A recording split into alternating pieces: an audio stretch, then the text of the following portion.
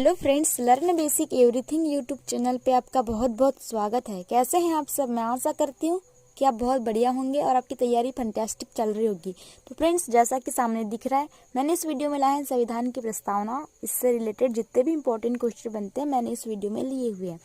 Friends, आपको देखने मिलेगा कि मैंने इस वीडियो में जितने भी क्वेश्चन लिए हो किसी न किसी स्टेट की हो या सेंटर की एग्जाम्स में पूछा गया है, बिना पूछे हुए क्वेश्चन नहीं है फ्रेंड्स। तो आप वीडियो में एंड तक बने रहिए और प्लीज़ हो सके तो चैनल को ज़्यादा से ज़्यादा शेयर करिए फ्रेंड्स, क्योंकि न्यू चैनल आप सपोर्ट कीजिए, क्योंकि इसमें आपको बेस्ट क्वेश्चन प्रोवाइड करने वाली हूँ। तो चलिए आगे बढ़ते हैं और मैं अपना पहला क्वेश्चन लेके आती हूँ। फ्रेंड्स, पहला क्वेश्चन है, भारतीय संविधान में उद्देशिका का विचार किस देश के संविधान से लिया गया है? तो फ्रेंड्स, जो उद्देशिका का विचार है वह लिया गया है यूएसए से, मीन संयुक्त राज्य अमेरिका से। दूसरा नंबर का ऑप्शन इसका राइट होगा, इसको तो याद रखिए। सेकंड क्वेश्चन है, भारतीय संविधान में उद्देशिका की भाषा किस देश के संविधान से लिया गया है? तो फ्रेंड्स, जो संविधान उद्देशिका का विचार हो यूएसए से लिया गया है और जो इसकी भाषा है वो ऑस्ट्रेलिया से ली गई है। ठीक है, चौथा नंबर का ऑप्शन राइट होगा। फिर तीसरा क्वेश्चन कि संविधान की उद्देशिका में अब तक कितनी बार संशोधन किया गया है? तो फ्रेंड्स, संविधान की उद्देशिका में अब तक केवल एक बार किया गया है संशोधन, तो फोर्थ नंबर का ऑप्शन राइट होगा। अगला प्रश्न है चौथा, भारतीय संविधान की उद्देशिका में संशोधन किस संशोधन अधिनियम में किए गए थे? तो फ्रेंड्स, इसका आंसर बनेगा 42वां संविधान संशोधन। आप सभी जानते हैं 1976 में हुआ था, जिसके अंतर्गत उद्देशिका में संशोधन किया गया था। पांचवा क्वेश्चन है, हम भारत के लोग शब्दों का प्रयोग भारतीय संविधान में कहाँ से लिया गया है? तो फ्रेंड्स, जो स्टेटमेंट है हम भारत के लोग, यह लिया गया है संविधान में प्रस्तावना से। आप सभी जानते हैं कि संविधान की प्रस्तावना चालू होती कि हम भारत के लोग, भारत को डिस। ठीक है। अगला प्रश्न है छठवां, किसने संविधान को पहचान पत्र कहा है? तो फ्रेंड्स, संविधान की प्रस्तावना को कहा है फ्रेंड्स N.A. पालकीवाला जी ने कहा था संविधान की प्रस्तावना को पहचान पत्र। ठीक है, फर्स्ट नंबर का ऑप्शन राइट होगा। फिर है सातवां क्वेश्चन, किसने प्रस्तावना को संविधान की जन्म कुंडली कहा है? तो फ्रेंड्स, प्रस्तावना को संविधान की जन्म कुंडली कहने वाले शख्स हैं K.M. मुंशी जी। तीसरा नंबर का ऑप्शन राइट होगा। अगला प्रश्न है आठवां, भारतीय संविधान की प्रस्तावना संशोधित संस्करण है, इसका आंसर है थर्ड नंबर का ऑप्शन। फ्रेंड्स, जो उद्देश्य प्रस्ताव है इसका संशोधित संस्करण है संविधान की प्रस्तावना, जिसको उद्देशिका कहा जाता है। अगला प्रश्न है नौवां, संविधान की प्रस्तावना के अनुसार भारत किस प्रकार का राष्ट्र है? तो फ्रेंड्स, ये तो बहुत ज़्यादा इम्पोर्टेंट है और ये बहुत सी एग्जाम में पूछा भी गया है और इसका आंसर सीधा सा और सरल सा है, धर्मनिरपेक्ष। आप सभी जानते हैं कि धर्म के आधार पर कोई भेदभाव नहीं है यहाँ पे और सभी धर्मों को समान रूप से देखा जाता है, इसलिए धर्मनिरपेक्ष है। ठीक है, तो फर्स्ट नंबर का ऑप्शन राइट होगा। 10वां क्वेश्चन है, भारतीय संविधान की प्रस्तावना में प्रयुक्त न्याय शब्द क्या अभिव्यक्त करता है? तो फ्रेंड्स, यह अभिव्यक्त करता है सामाजिक, आर्थिक तथा राजनीतिक न्याय को। ठीक है, तो याद रखिए, महत्वपूर्ण है। चौथा नंबर का आंसर सही होगा।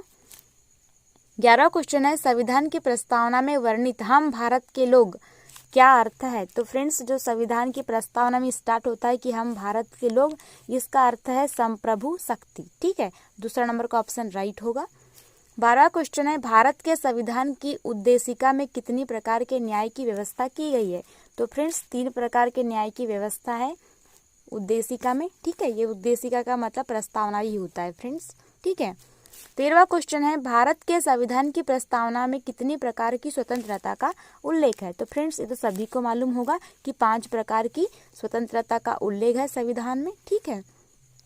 अगला प्रश्न है 14वां, भारतीय संविधान की प्रस्तावना में वर्णित राष्ट्र की एकता और अखंडता का आधार क्या होना चाहिए? तो फ्रेंड्स, इसका आधार होना चाहिए बंधुता की भावना। फर्स्ट नंबर का ऑप्शन एक्यूरेट होगा। फिर है 15वां क्वेश्चन कि किस वाद के फैसले में सुप्रीम कोर्ट ने सर्वप्रथम घोषित किया कि उद्देशिका संविधान का हिस्सा नहीं है? तो फ्रेंड्स, यहाँ पे बताना है कि कौन सा वो वाद है या विवाद है जिसमें सुप्रीम कोर्ट ने घोषणा की थी कि उद्देशिका जो है वो संविधान का हिस्सा नहीं है। तो फ्रेंड्स इसका आंसर है ये बेरू बारी यूनियन, ठीक है, मतलब सेकंड नंबर का ऑप्शन राइट होगा, याद रखिए। फिर है 16वां क्वेश्चन, एक सेकंड है ना। 16 क्वेश्चन है, किस वाद में सुप्रीम कोर्ट ने धारणा प्रस्तुत की थी कि उद्देशिका संविधान का भाग है। इससे पहले जो देखा था फ्रेंड्स, उसका मतलब था कि संविधान का भाग नहीं है, और फिर बाद में आया मतलब यह वाद धारणा प्रस्तुत की सुप्रीम कोर्ट ने कि जो उद्देशिका है मीन्स प्रस्तावना, वह संविधान का ही भाग है, ठीक है। तो इसका आंसर है फर्स्ट नंबर का ऑप्शन SR बोम्मई बनाम भारत संघ। इस वाद में बोला था कि जो उद्देशिका है वो संविधान का ही भाग है ना।